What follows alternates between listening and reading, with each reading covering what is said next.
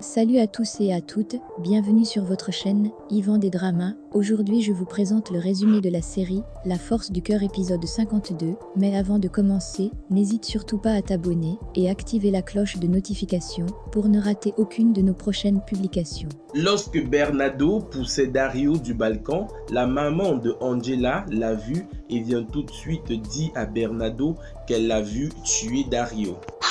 Tu l'as tué! Tu as tué Dario? Oh, je t'ai vu!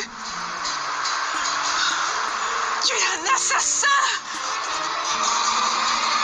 Et dans la maison de Bernardo El Castillo, Fernanda vient annoncer à Orphelia que Bernardo est désormais mort. Mon père et Stella sont au commissariat. Pourquoi? Les deux ont été témoins d'un accident qu'a eu Dario Sandoval. En fait, il est tombé du haut d'un toit, d'un bâtiment en construction, si tu veux. Ils disent tous que c'est un accident. Moi, à vrai dire, je n'en suis pas si sûre, tu vois. Toujours dans la maison de Bernardo El Castillo, lorsque la police vient donc pour prendre la déclaration de la maman de Angela, puisqu'elle était témoin de la scène de la mort de Dario, celle-ci dit que tout ce qui est arrivé est uniquement de la faute de Dario Sandoval. Il était ivre. J'ai parfaitement entendu quand Dario a avoué il y a de très nombreuses années de cela avoir fait enlever sa propre fille. Je parle de Samantha Sandoval Navarro. Ça, vous pouvez le vérifier. C'était à Baillet des Bravos, quand Samantha était petite. Il y a eu des victimes, des morts. Mon mari, entre autres. Et l'unique responsable, c'est Dario Sandoval. De l'autre côté, dans la maison de Marcos, Angela arrive et trouve Marcos dans le salon. Elle dit à celui-ci qu'ils ne sont plus désormais à danger car c'est confirmé que Luis est mort. C'est confirmé. Luis est bien mort. Tout est terminé, mon amour.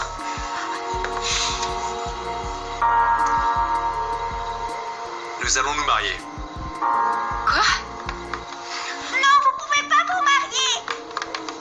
Je ne lui ai rien dit. Elle a tout écouté. Mon petit cœur, viens. Écoute, je ne voulais pas que tu la prennes ainsi, ma chérie. Je voulais te parler parce que ton papa n'est plus parmi nous. Il est monté au ciel, mon amour, pour payer pour ses péchés. Mais Dieu va le pardonner. Hein? Et au ciel, est-ce qu'ils ont le téléphone? Pourquoi tu dis ça, mon amour? Mais parce que papa m'a appelé. Il n'est pas monté au ciel. Il est vivant. Et moi, je lui ai parlé.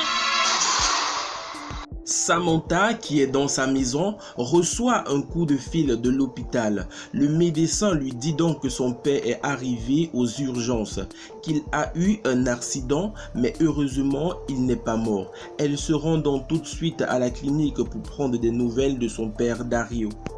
J'ai parlé avec le médecin. Et qu'est-ce qu'il en dit? C'est très grave. Il ne pense pas qu'il va survivre. Ah, oui, il y a encore une fois ce mélange de sentiments qui me perturbe là. C'est comme quand ma mère est morte. Effectuer quelques vérifications et tout est en cours d'investigation. Ok. Et est-ce qu'il était seul quand il a eu l'accident? Non. Il était avec ton père et une certaine Estelle Aval. De l'autre côté, dans le quartier, Luis, qui s'habille maintenant comme un policier, rencontre à nouveau la nouvelle servante de la maison de Marcos et celle-ci, dans leur conversation, dit donc à Luis que Angela et Marcos s'apprêtent à se marier. De l'autre côté, à l'hôpital, la maman de Angela arrive enfin. Et lorsque Samantha lui demande de expliquer ce qui s'est passé, celle-ci se met à mentir et dit que tout ce qui est arrivé est uniquement de la faute de Dario. Et j'ai tout entendu, Samantha. Dario avait bu, plus que de raison. Et il a avoué à Bernardo que c'est précisément lui qui avait planifié ton enlèvement quand vous étiez petite. Qu'est-ce que tu racontes, maman? Attendez, madame. Vous êtes absolument sûr de ce que vous dites? Non mais c'est que c'est impossible ça. Pourquoi est-ce qu'il aurait fait une chose pareille? Pour tuer Miguel Valdez, qui était l'amant de sa femme. Non, ce n'est pas possible. C'est de la pure folie. Dario était ivre-mort et il a voulu tuer Bernardo. Il lui a dit qu'il avait déjà tué un autre amant de sa femme.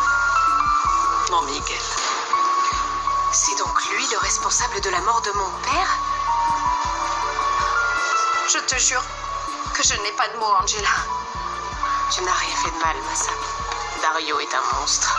Après avoir appris de la bouche de la mère de Angela que c'est Dario qui a détruit la vie de Samantha et de Angela, celles-ci sont très furieuses et vont donc dans la chambre de Dario pour leur demander des comptes. Bon sang!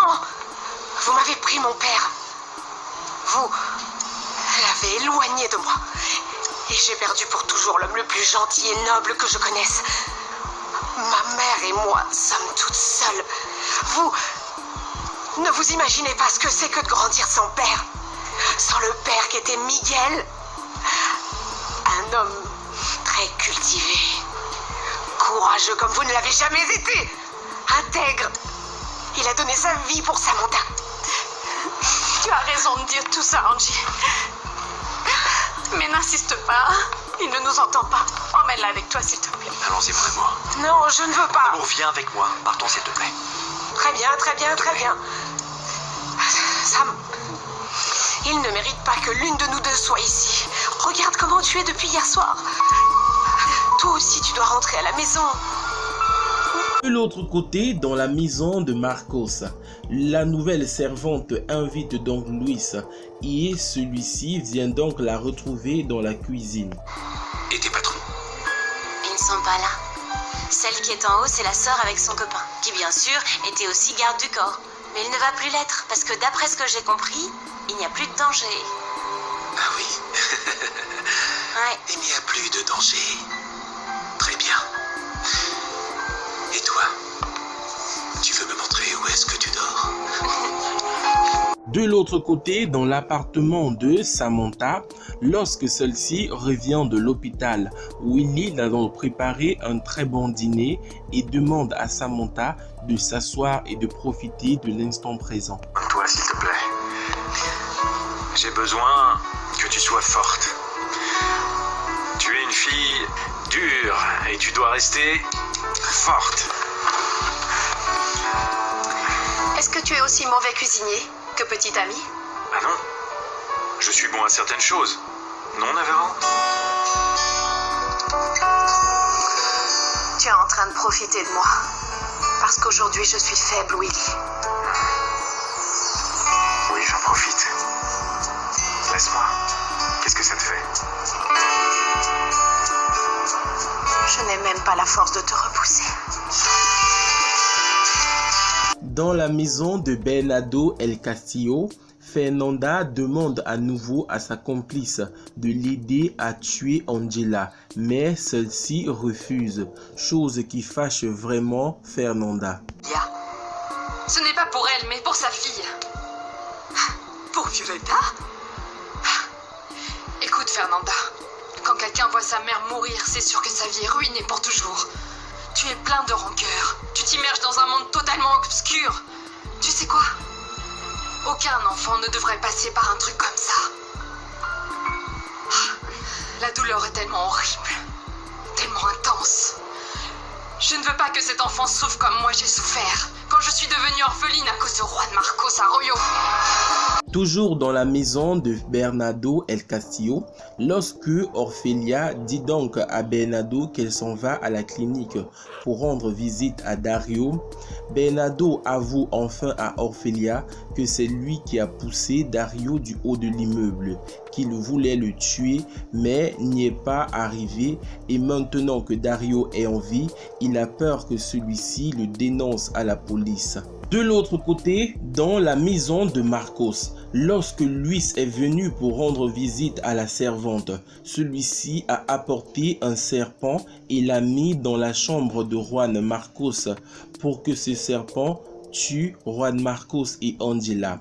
Mais malheureusement, dans la nuit, lorsque Genesis était en train de dormir avec Violetta, Violetta s'est mise à faire de mauvais rêves. Et Genesis a donc pris l'initiative d'aller dormir dans la chambre de son père. Une fois là-bas, elle se couche dans le lit de son père et le serpent que Luis avait déposé là mord donc la petite Genesis. Voilà les amis, c'était donc tout pour cet épisode de La Force du Cœur. N'hésitez surtout pas à vous abonner et à activer la cloche de notification pour ne rater aucune de nos prochaines publications.